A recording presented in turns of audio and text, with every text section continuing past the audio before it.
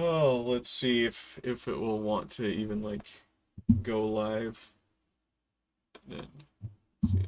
Excellent connection. If it doesn't, hey, hey, it's looking like it's going live. That's great.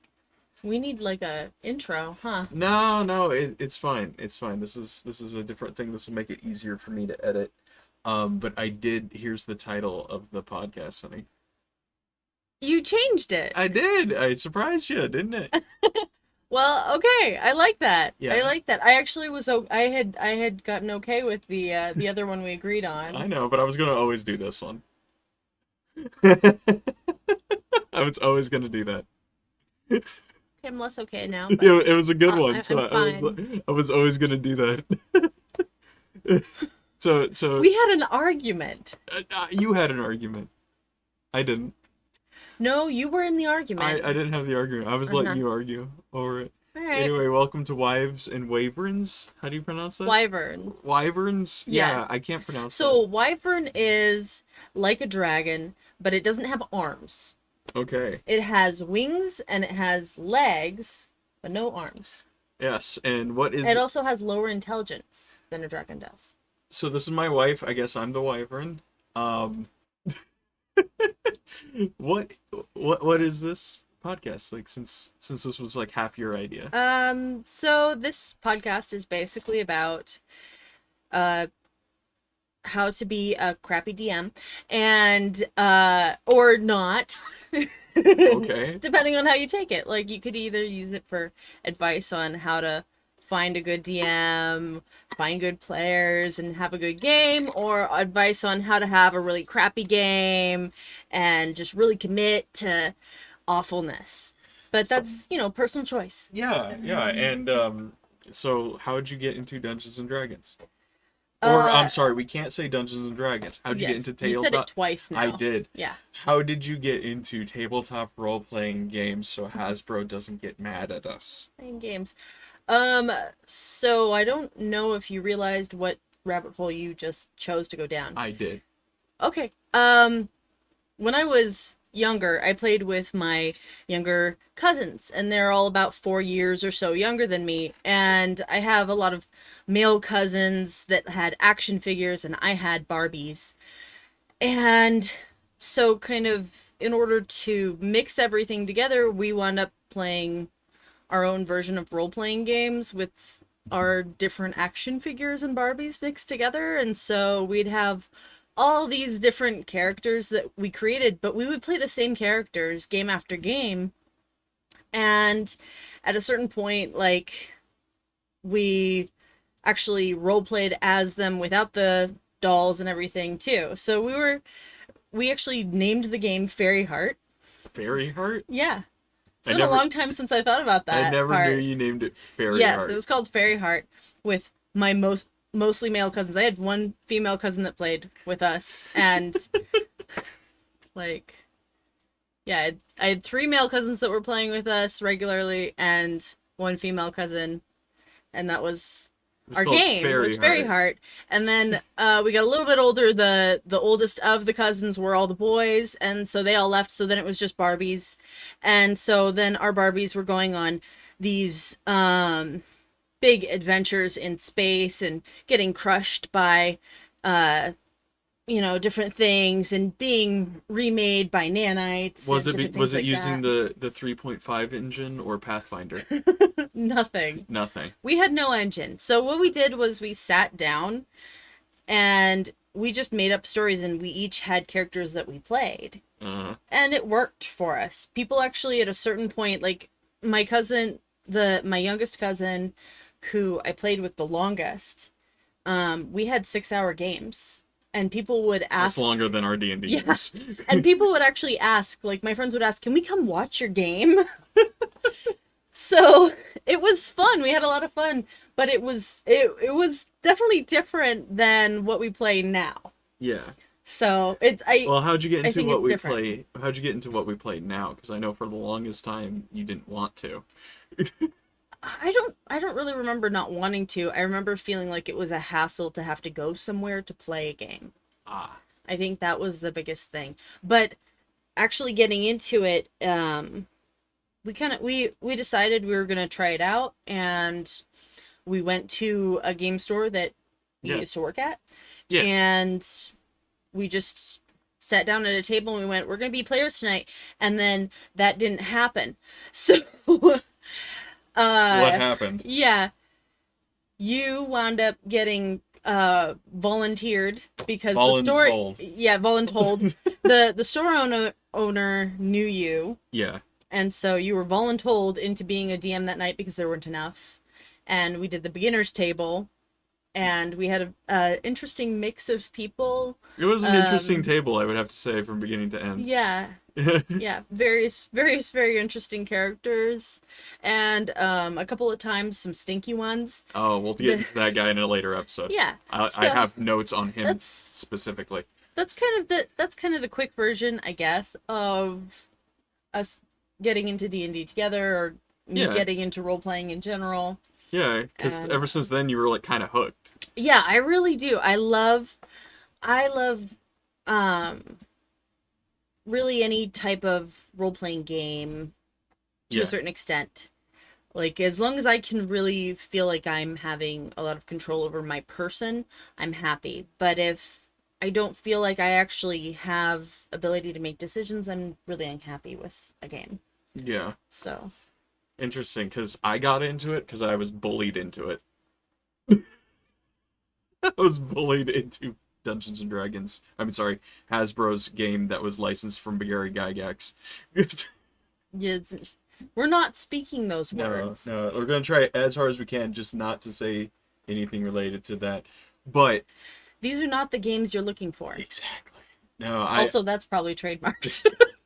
No, I was like, because I had no friends, and there was a tabletop game, couple kids in 8th grade, and they needed a mage. You will be our mage. And no, like, I wasn't cool enough to be even with the nerds when I was that young. I don't know what that means. Like, no, I was the lowest of the low, for reasons in that small rural southern town. Racism. Racism. Yes, I was the. So they needed a mage, and so that's where my first character Baron came from. Yes. And what was interesting is that character Yeah. came back eventually. Yes, I use him So as that was kinda cool. my insert. It's mostly like my players are failing so bad. Here is superhero amazing fire mage to come save the day and steal your girl, and then he leaves. Well, he worked on you. But yeah, that's what I was bullied into, but then I've been a forever DM since, and that's where today's discussion, how to be a good DM or a player, comes in, because I want to know, because I don't know what it's like to be a good player. But first, there's a couple housekeeping tips we have to do. A couple things. First off, Patreon. Pay us if you want to see more. Where is the link? It doesn't exist yet. In about a week. Let's it will put be it there. like here. It will be down Maybe there. like over here. Yeah, it'll be somewhere. If you want to have a discussion with either of us beyond role-playing games, check out my Twitch stream, twitch.tv/blacktieBlacksuit. Which we'll also put like right here. Yeah, it'll be down there eventually. And as well as our Discord, we have a It'll be Tabletop here Temple. too. Yeah, it'll be down there. All that good Someday. and that's all for YouTube. On Spotify, I don't know how that works. It'll be where it normally is. All the links. Okay, so first, let's go to my notes. I have 5 notes. And since you forgot your notes... I didn't forget them. I put them down in a safe place so You that forgot I your wouldn't notes. lose them. So, And then I didn't find them again. so we're going to go just with my notes. This was supposed to be far more structured, but it's not. My first note here was have a fleshed out world. That's disgusting. Yeah, all gore, all just skin tags, all You know, my comment was enough of the joke. fistulas. What's wrong with you? No, what do you think that I meant by have a fleshed out world there? I mean, I think that means that you want the whole world to be made before the game starts. So there's things happening in various places around the world at different times, and different characters are moving and doing their lives at the same time as the game's happening. So the characters are naturally coming across different things, or things are different happening in different regions that they missed, and that might be good or bad later that they missed those. Kind of. It's kind of what I meant. Well, then why don't you explain, Sassy? Why you gotta be so rude? Don't be mean. Don't be I'm mean. not being mean. Okay, well, like, you got half of it. Mm-hmm. What I really meant as a DM, like, make sure you know how your world works. Like, have rules you already set. Like, this type of magic will do this thing in all lands. Certain people Okay. believe these things. You don't have to go in depth to get to the nitty-gritty Matt Mercer level lore. Because, no. I just would have titled it differently. Oh, the light went out. Well, now we're mysterious. You can turn it back on if you want. Do you think it just... Yeah, it just shut off. It's been doing that lately. Why? Because I've been using your bottom button. And there you go. Now it's real bright. Really, really bright. Yeah. No, it's basically have an idea if your players go off the rails that you set. Mm-hmm. You have an idea of how the world will react, or what they're going to walk into, even if you're not completely prepared. Like, What kind of broken pond scum place they're gonna enter? yes, Alright. like they're going through this woods. Well, do you have an idea if this wood dangerous or easy? Have, like, encounters ready for weird stuff that's unique to that land, that kind of thing. I mean, that makes sense. I think having understanding of what's gonna kind of, maybe not what's gonna happen, but understanding that your players will mess you up Always. and preparing to be messed up in the future in a way that you can handle it. Yeah, something like that. But it's like kind of like I have an in my big world, spoilers for a game that we're in the middle of slightly, just on how things work. All right, I mean, this will be the spoiler cast. Yeah, well, dragons overall, like green, blue, whatever, they all speak the same tongue, but they have like different accents. Just no one knows how to speak Draconic if you're a commoner outside of a very small group of tieflings that live on the edge of a volcano in a far off distant land, which are kind of like a Shinto Japan themed like people. And they're the only ones that the dragons will trust with their teaching their language to. And they help rear and raise them. A backstory for one of your favorite characters, slightly. But that's what kind of like, if they go off and your ship is going to one island and they're passing that one, they wreck what to expect there, even if it's not a quest or anything like that. But this is the kind of people that are in this area. Yeah, like have a Generalizations yeah. of your world. Yeah, but also leave yourself room to keep it growing. Like okay, they're a Shinto Japan. Are they samurai culture? Are they peasant culture? No, I follow. Are they Buddhist? Like the whole thing. That's what every world should have, just so you're prepared for your players. And also so you can invest in it, like put a little bit of you, like what do you like to see and what do you not like to see? Put that in your world too. Like, I don't like that this exists in the real world, so let me deal with it here. Use it as your therapy. All dead babies. All dead babies. Gross. Now my second one, homebrew but be consistent. Yes, though I think by that you mean, like, if you decide on a rule that isn't a standard edition of whatever game you might be playing, Yes. it isn't in the rule book of your game. Yeah. But your group agrees on it, or your DM decides this is the way that their world is going to work. As long as you continuously make it work that same way, Right. then it's fine. Because then your players can learn to understand and can use that mechanism in the world. But if you're inconsistent, then your players are just going to be confused because they're not sure, does this still work that way? Or does it work this other way that they did last time? Or this other way that they did the time before that? And then you get frustrated players. And frustrated players don't want to play. Right. I one of the things in our game in the 5th edition of Gary Gygax's personal project, I don't use the magic system at all. Like, I think it's garbage. So I simplified it to where it's like low level spells you can start off using once a day, but as you get more skilled, they go to a higher level slot, which then you can use multiple times a day with more power. as well. So yes, it makes your casters a little overpowered, but then as a DM, don't give them armor. Yeah, we wear clothes. Yeah, you give them a loincloth, even though they can bring down the moon onto their guy, they can't cover their privates. On this interesting comment, I have DM'd one time. Well, You're more of a player. I'm more of a player. I've DM'd like another game. Yeah. Like 3 or 4 times. It's almost the same game. Mm-hmm. And then I've DM'd one game that I made up on my own with Me. this one. Yes. That thing.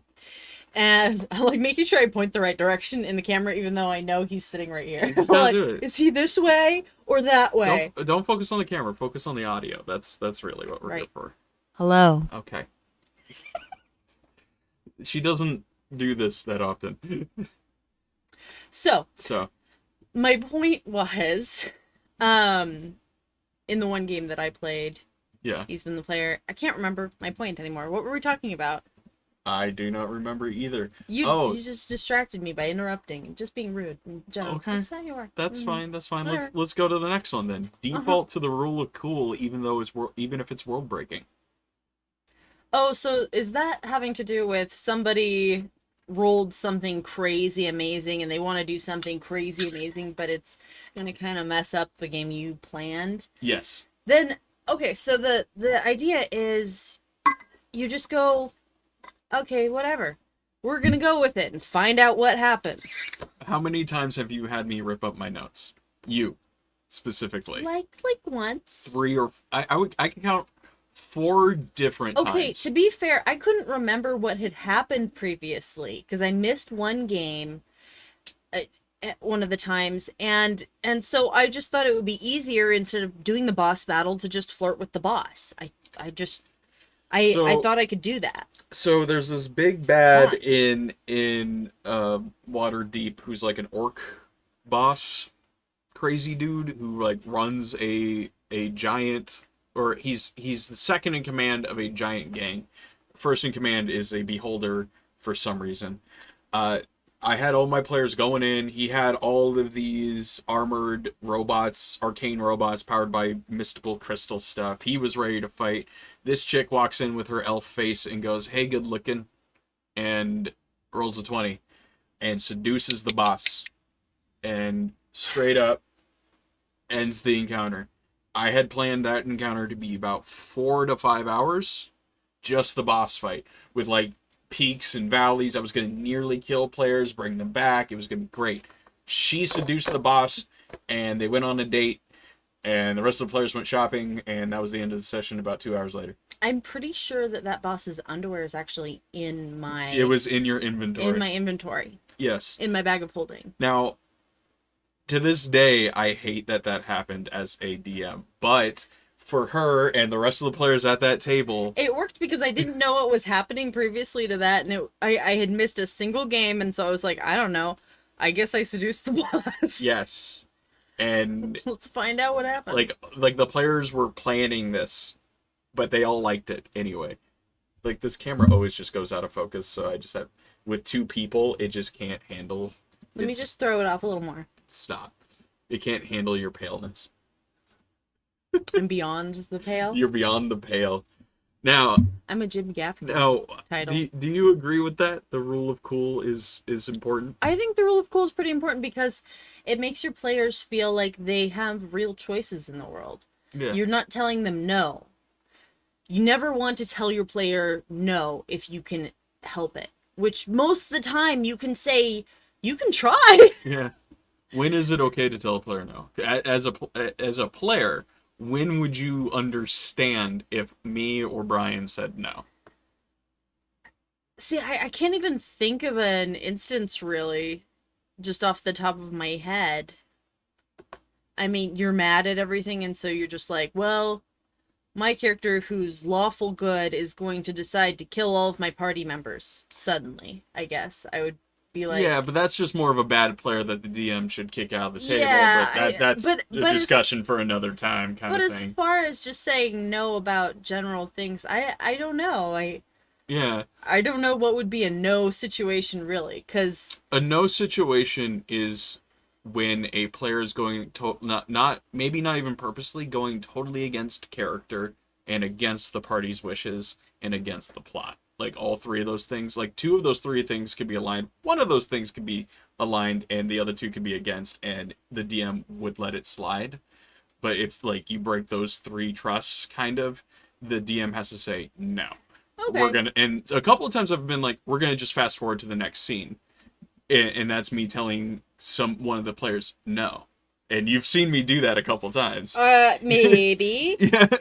Yeah. I'm like, we're going to the next scene. Because one of the hard parts of this of any role-playing game like this, when you have somebody who is setting the standard of the story and people who are playing in the story, is that the people who are playing in the story sometimes start to become like, they think they're gonna just kind of take over for the person who's over here, and so it can be a little uncomfortable and odd. But then that's just a communication issue between the player and the DM, which it's just something that can be worked on. Usually.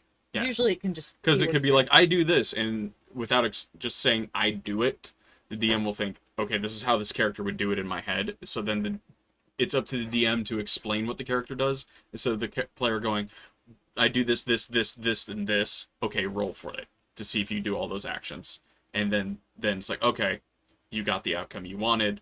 I don't have to explain it, and I don't have to infer what I think I know about your character. Yeah. That's more kind of and I mean, you can wind up with problems where the DM completely misunderstands your character because you didn't communicate properly what you wanted to do. Right. And you can have times when the player over communicates what they want without being willing to roll for things. Yeah, and then there's lots of little layers to that communication. Everyone has to work together. Yeah. Now, it's actually kind of funny because this rolls into point number 4. Read that one. It's okay to punish, but don't do it out of spite. You're never getting shoes.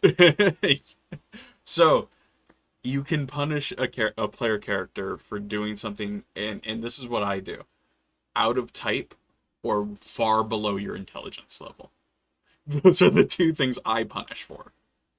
Okay, that makes sense. Yeah, and that's the only times I punish. I think like, I mean, you'd have to be real careful about it, but I think like there's certain kinds of comedic things you can do with somebody that are punishments, but that they don't cause any harm to anyone other than just being like a silly irritation to a player. And I think that's okay. That's okay to do. Like, I've had it where like somebody walked into a shop, tried to haggle, but this person was like just a decked out former Marine and did not want to lower his prices, and turns out is a level 20 character because he adventured in his past. And so they try to fight him, and he's just like, moonbeam, boom, and just wipes somebody out. Because it was just like, this player was not getting, this is the first shop you're meeting. It's literally just like, pick your starting things, move on. Now, I will say that is something that's pretty hard for players sometimes to understand, is that they can lose. Yes. As a player myself, I don't like to lose. If I want something and I try for it and I lose, I go, then I needed to try harder, or I need to try in a different way. We're actually going to get to that in a bit. Yeah. Okay. So yeah, we'll get to that, because you're probably going to take the lead more here, because I don't in this section, because I don't know a lot of it, but this is just what I inferred. Okay. But, yeah. But the last one is the most important, and the DMs never do this, which is, what are you just nodding? You're giving me a weird nod. I'm nodding as you speak. I'm allowed to nod. Okay. Adapt the plot around the player's actions. Okay. Yeah.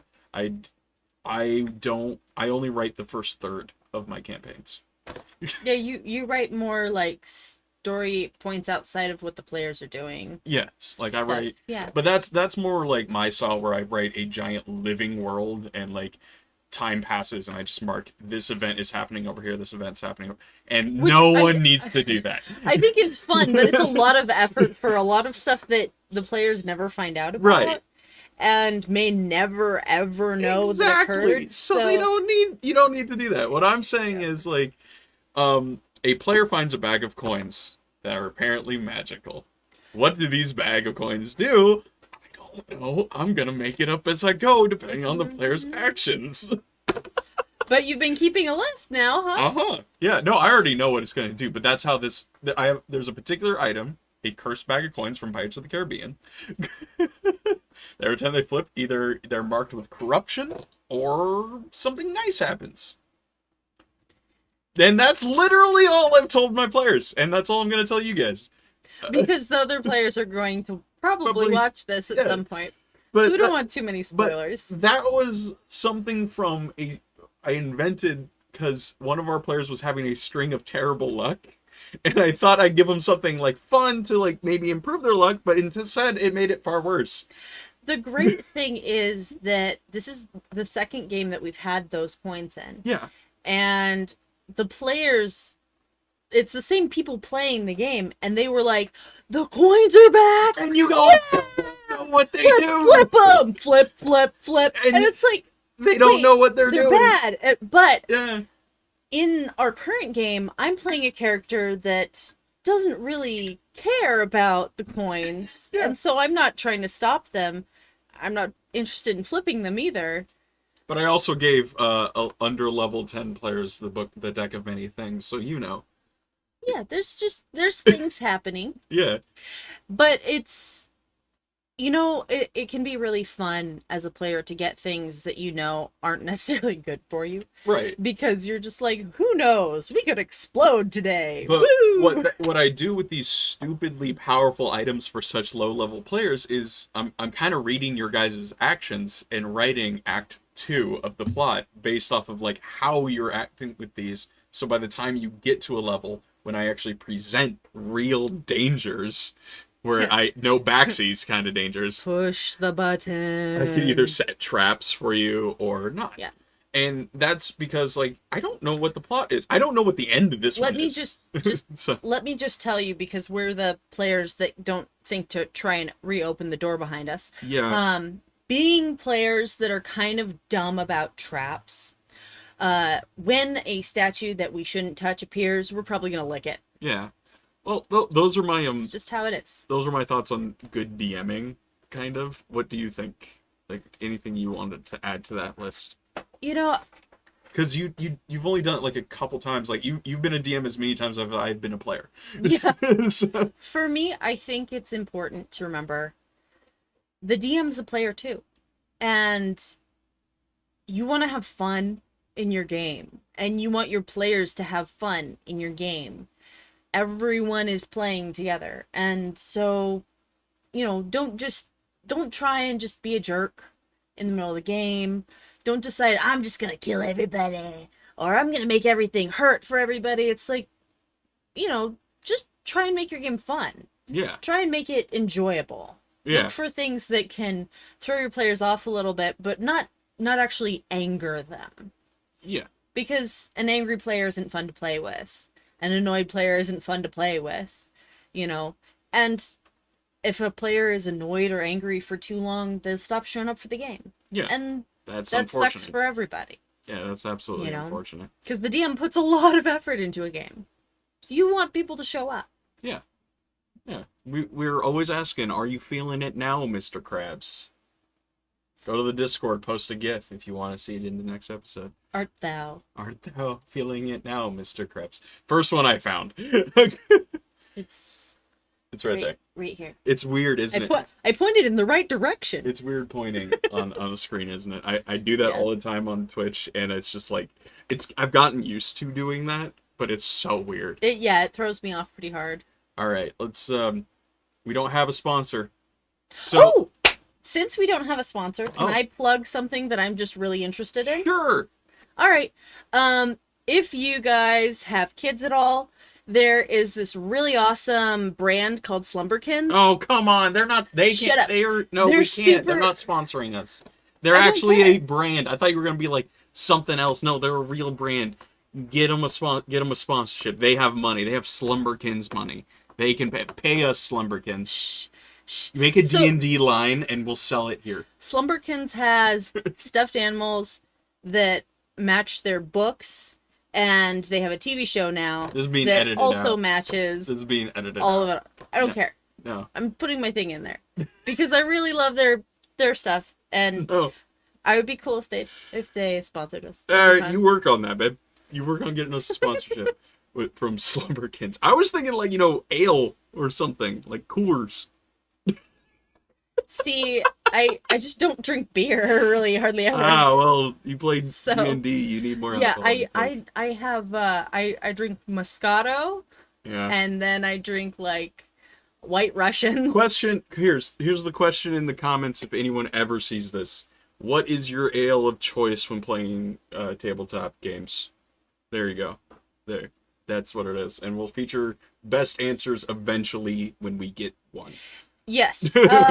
Actually, if we actually get comments on this particular one, the first 3 ales mentioned, I will try on our podcast. On podcast. Okay. So that's perfectly fine. there we go. There we go. That'll be a good one.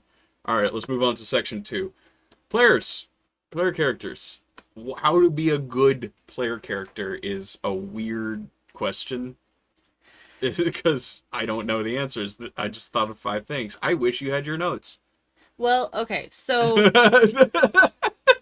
I think it's pretty important as a player that when you arrive at session 1, you know what you want to play. Yeah. If there wasn't a session 0. If there's no session 0, which there's not always going to be.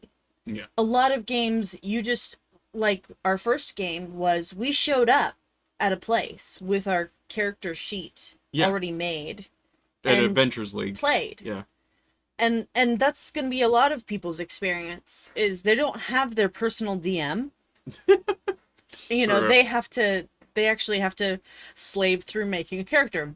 So, if you have one of those beautiful character sheets, please put it right here on the screen. A little picture of one. I can't live edit, honey. You can do it. I believe in you. No. Click, click. No.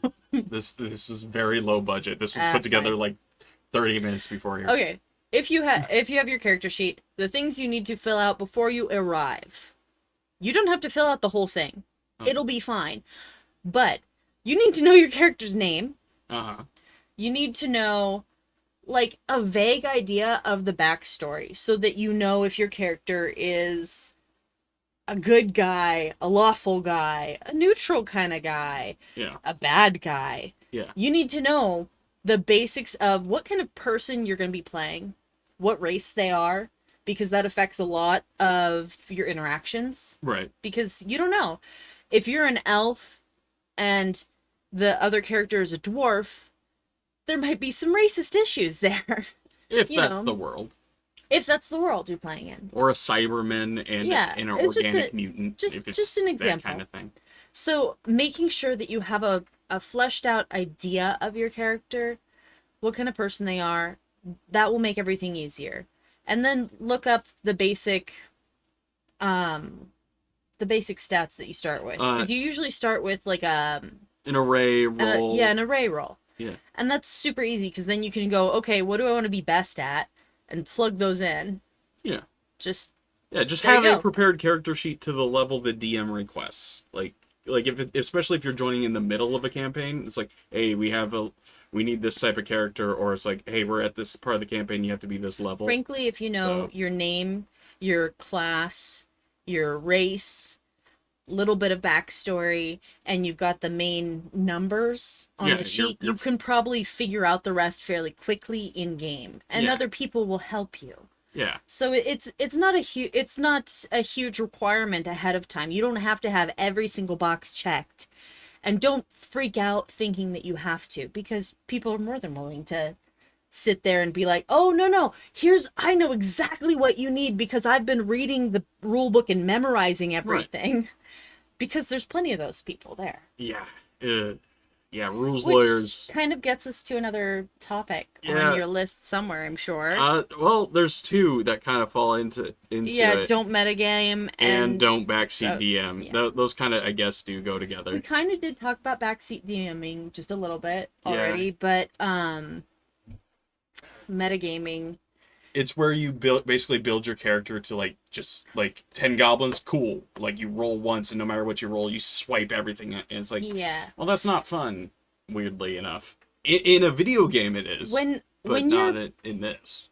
when you're playing one of these games, I think it's important for your character to have flaws. Oh, And I yeah. know that's not a popular thought at first, but the reason is a character with no flaws doesn't have any troubles. And without any troubles, there's nothing to overcome in the game, and it becomes really bland. So if you have a character that is like a good example is a bard, Yeah. okay? A traditional bard has things like drinking problems or womanizing problems. This could be really entertaining in the times when you're not in a giant boss battle because you're, singing with dwarves in a tavern and you've outdrunk them somehow Yes. because you just are because you're that guy. But the next day you're like ruined, and all of a sudden, and you wake up in the bed the of one of the very strong dwarves' wives, Bearded wives, yes. and then you have a big problem with the dwarves afterwards because of this issue, and so it's things layering together to create a more realistic world. Right. We don't want it to be exactly the same as what we live in, but pick problems for your character. Things that are gonna reoccur over and over again that they're struggling with. Give them problems with their faith, problems with greed, problems with gluttony, problems with just everybody. Well, it's like not, they don't like people. not even just that. Whatever. Like, don't take every feat and every ability that makes the dice not matter. Yeah. That to me is also part of like metagaming. And then on top of that, if a DM tells you, well, you threw a fireball and it lit the room on fire, and then you immediately say, well, I take this lesser damage because of all these stats, you've just metagamed and you kind of ruined a moment. Yeah, so there are some You took away the fear. There are times where you gotta kind of be willing to accept that your character's not always on point. Yeah.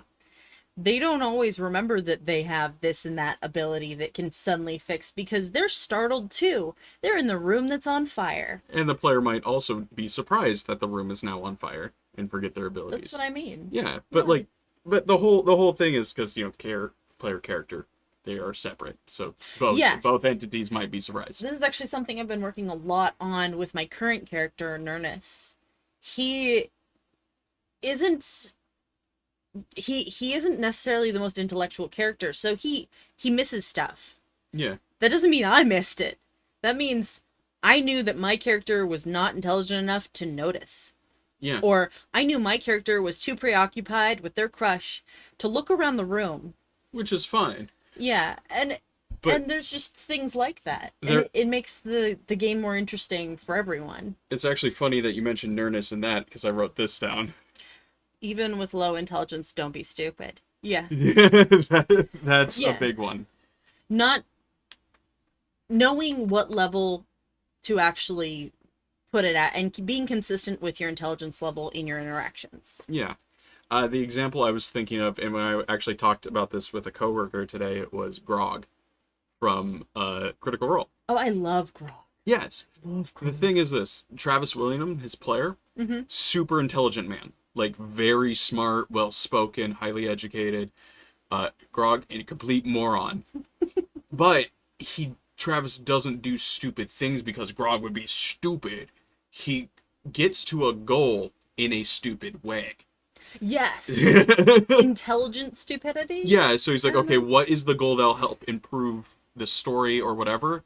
How does my character fail upwards to get that goal? That is what people don't really understand about low intelligence characters. I will say, like, I want to make sure that at some point we point out the fact that everyone's game is going to be different. Yes. Every DM DMs differently. Every player plays differently. And so you're never going to have the exact same game as anyone else does. So when you watch somebody play D&D online or in a show or whatever, don't expect that your next session or your first session is going to be like theirs. At all. Yeah. At all. I have crushed so many Matt Mercer worshippers' dreams in my life, and I don't feel bad The the the at all. problem, I mean, so with Critical Role, they're they're a team that has been playing together for years before they ever recorded any of their games Yeah, and put them in front of people. So they'd already gotten through a lot of the really hard parts about learning how to play together, yeah. and it goes a lot more smoothly. And they're actors They're actors, they're voice actors, so and they millionaires. They have a they budget. can do, yeah, there's a lot of things that they can do that the average Person player just can't. isn't gonna have the experience of. Or That DM. doesn't mean that the game isn't gonna be good. Right. That doesn't mean your DM sucks. That means everybody has to learn how to play together to have an incredible experience. One of the games I always say when people ask me, and it's weirdly a lot, especially on Twitch, they always ask me, how do you DM this? Or how do I start DMing? I don't know where to play. And I always recommend not Pathfinder, not Cyberpunk, not anything by Wizards of the Coast, because I'm mad at them. We'll talk about that in a future episode. Actually, the OGL issue, which you don't know much about, but it'll be interesting to hear your thoughts on it because it actually affects us. I actually don't know exactly what happened yet. It's so why I'm we looking haven't forward to been, it. why I've kind of avoided streaming it as well. Oh, okay. Yeah, so it's like yeah. But there's a tiny game and it's called Dread. That's the first game you DM is Dread. You don't have to make a 100-hour, several year long campaign. You make 3 hours. 1 hour is Act 1, second hour is Act 2, third hour is Act 3. No dice. You don't even, technically, I like to make the character sheets for it. Technically, players don't even get a character sheet. They write down what the character's afraid of and they give it to the DM. Then the DM puts out a Jenga tower, and that's the group's HP. And every time it falls, whoever pulled out the thing died. And Yeah. Usually early in the game, pulling out at one of the tiles, I don't know what to call it. Yeah. One of the wood tiles, and it falling early in the game usually winds up with your character getting injured. Severely. But then by the end of the game, they're dying left and right. Most of the time in a Dread game, most of the players do die by the end. Yeah, But it took me 4 You go in games to kill knowing you. that that's going to happen, and it's purposeful. It's a good way to get over the fear of a new DM of party killing, which some DMs are really into, and those people can go into Adventures League, the public games that are just a video game, but like a personal D&D private game or stream game. Which is more what we like, I think. Yeah. The Dread gets you over that fear, because the goal as a game master or a dungeon master in Dread is actually to kill the players. It is a versus, and it's kind of funny that's how it is, but the DM has to literally set an end goal. They can't just keep extending until they kill. So I will say that is the exception to Yeah. just deciding to off your players. Yeah. Dread is made for that. That's the purpose, and everyone going into the game understands that they're trying to survive the game master. Yeah. But what So- I'm saying is that to be a good DM, start with that, and you'll get quick one shots. You'll get a lot of practice in, and then I'm really good at balancing the tower one-handed, so Ugh, it's so terrifying. I You've died- take quite a while to die usually. Yeah. Yeah. But it'll get you used to creating quickly, and then you can go into like Pathfinder or Edge of Empire or something, or even if you're crazy, Ashen Stars, to the 3 people who've played that. But that's kind of what it is, and that also leads into the last point, which we mentioned earlier. Dying is okay. Yes, and As a that's player. something that I've only recently really gotten to Experience. accept. I think not Yeah. experience, just accept, because I think at first when you first start playing, you get really, really attached to your character. You're like, this is going to be the character that I play for the next 20 years. And that's fine if your character is that character. But one of the fun parts of this game is a character dying and the party recovering from it and dealing with that death through the rest of the game, and you having to go and write a new character with a new personality and completely different abilities and completely different thoughts and experiences, and then you get to start the game fresh, kind of. Yeah. And you get to try new things that maybe you weren't that happy with your previous character, and that's really, really fun. That's really, really okay. Yeah. And it's also a lot nicer to the DM if you're willing to accept your character died and try and make it a graceful death if that kind of character can take a graceful death, or a horrible death if your character kind of more deserved it, or something, working together for the death to be something, or maybe working together for the death to be nothing, whatever it kind of winds up being. Every death will have a meaning. I don't think even like a player making a bunch of mistakes and then just tripping and falling and dying, that still has meaning, as in, let's not be like that. So in the session 1 of the game we're in currently, my character almost died. Yeah. Because my character kind of did die. Yeah. We walked into a place that we were not quite ready for, and we all had new, very awkward characters, and it was characters none of you. It was all anti to what you guys wanted to play, which was weird. We were I didn't trying set to that do up. something They new. all did. Every player was like, "Hey, I'm gonna play the complete opposite of what I'm used to." Yeah, but you know, that was kind of part of the fun, is let's try something really different. Yeah, so And- I was prepared for what you guys normally would have played, even if it was like Yeah. a different class or something. You would have the normal. My personalities. previous character was pretty intelligent, I'd say. Oh, she was a genius. Yeah. My current character is very much living rock. obsessed with one thing and doesn't really pay attention to anything else. And I'm trying to play that accurately. I walked into a room, I got in a trap, and I got bad rolls. And so my character was down and down and down, and there was monster coming, and everyone else was stuck in the room too, and nobody turned around to try and open the door that we had come in through. Well, in We the didn't episode think to about try it. traps, we'll discuss. We'll go into it more about what happened. We'll make up like traps and try to present them to each other and see what happens. Yeah, that could be fun. 'Cause So I will present this trap again and see what you think. yes, but so the point being, I was a little bit upset because I just made the character. On the other hand, I'd already realized that the way I was playing the character wasn't exactly how I imagined the character to be, and that I wasn't all that happy with it. And so I kind of started to go, you know what? It's okay, because I'm sitting there and my character can't do anything because I'm failing my rolls constantly, and everyone else is panicking, and I realized if he dies right now, it will suck.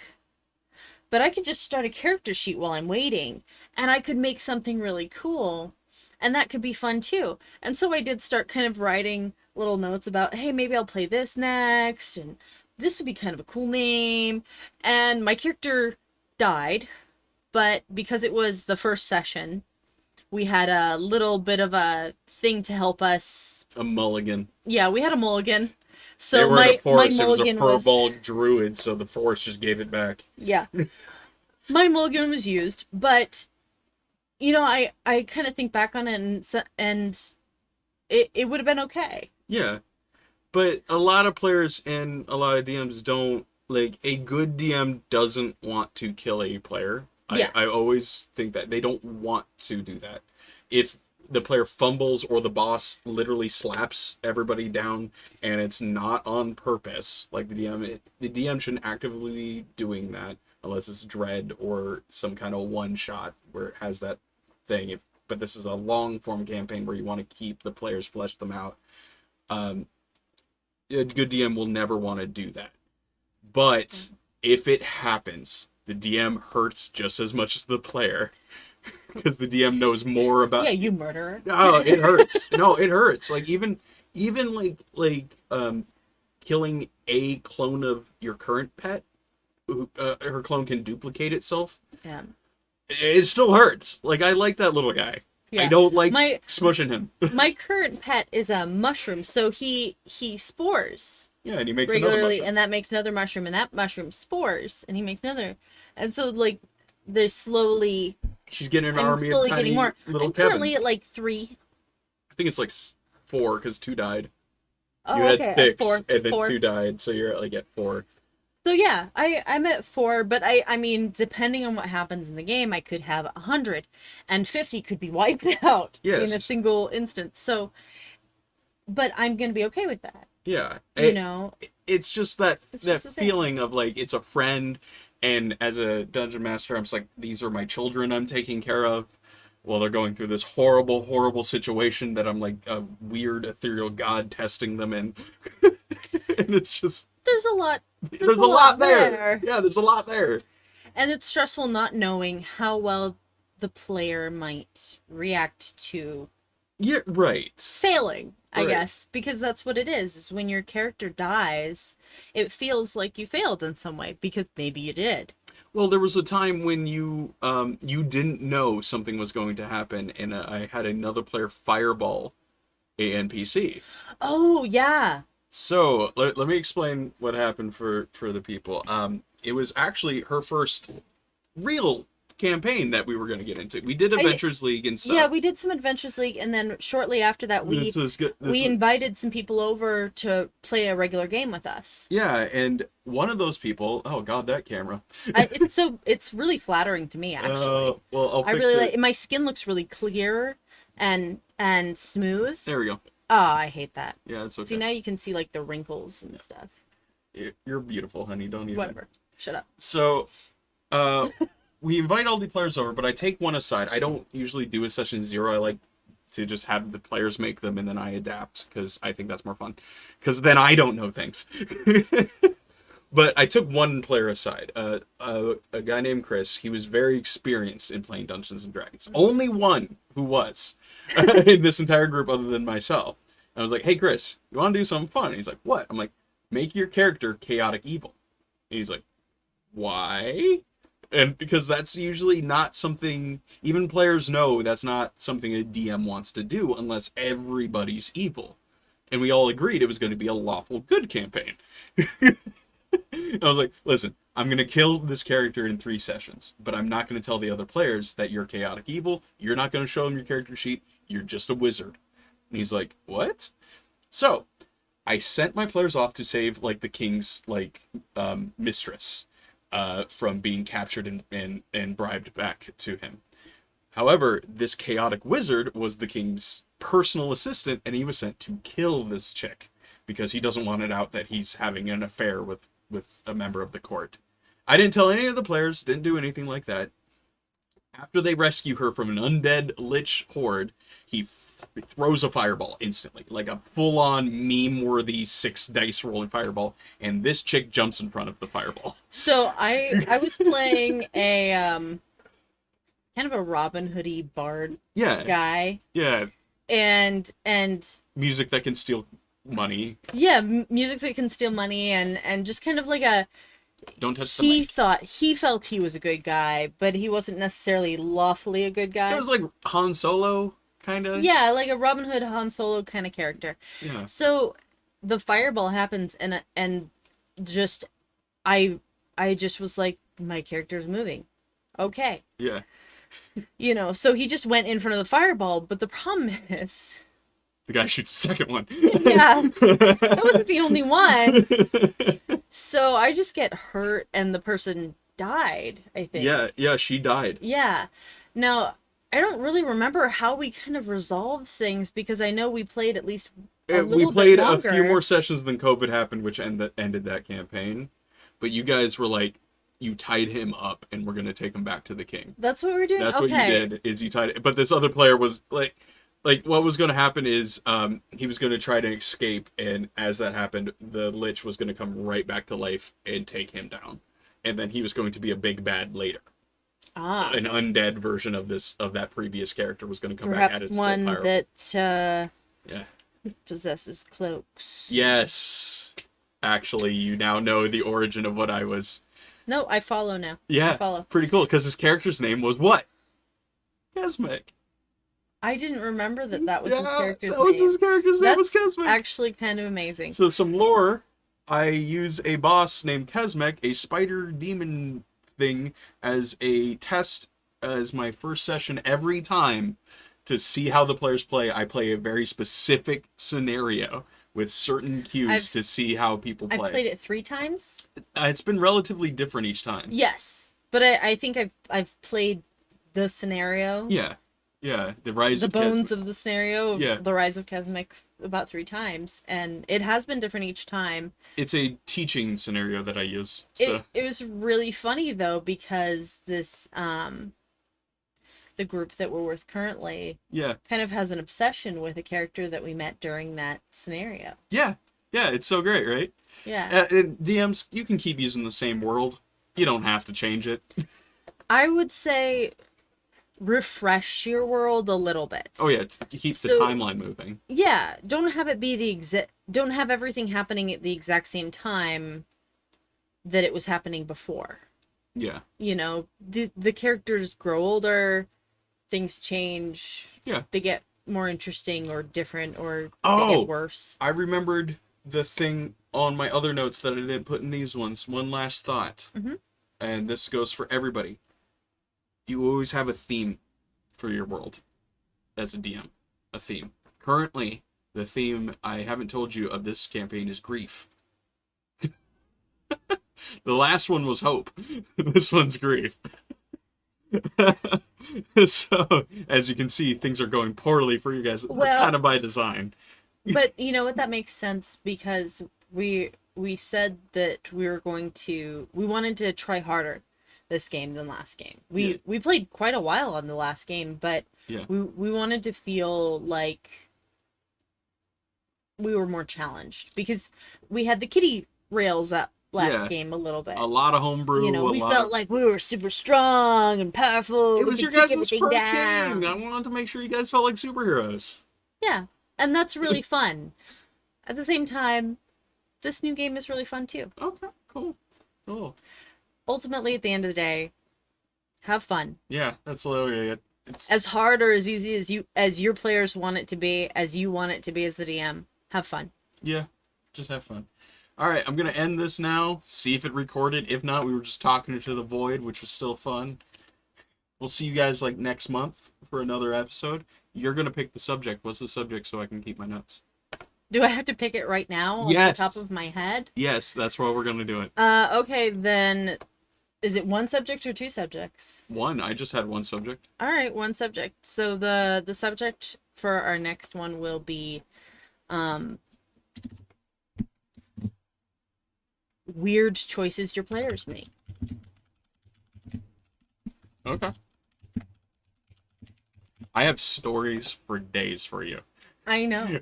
I know. And they're not just all about you. And I appreciate that.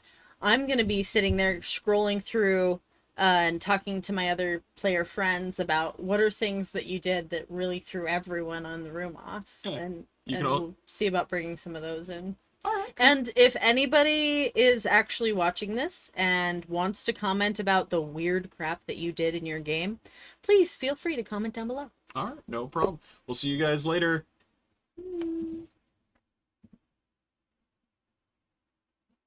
All right.